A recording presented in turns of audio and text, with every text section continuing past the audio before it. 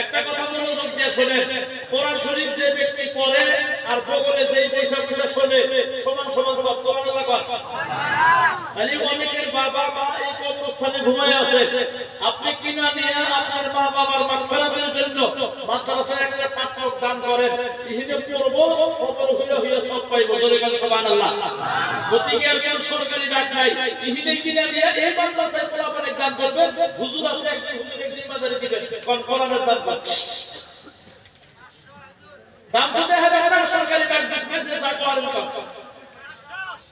কেন 500 600 1000 1100 1500 1600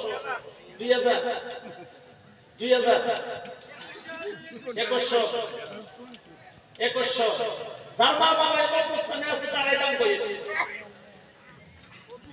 2500 2600 2600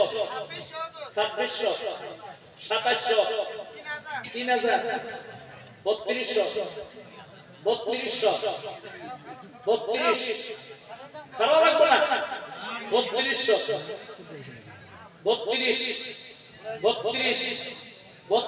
টাকা 3200 টাকা 2 3200 টাকা 3 ভাই নাই আফজাল ভাই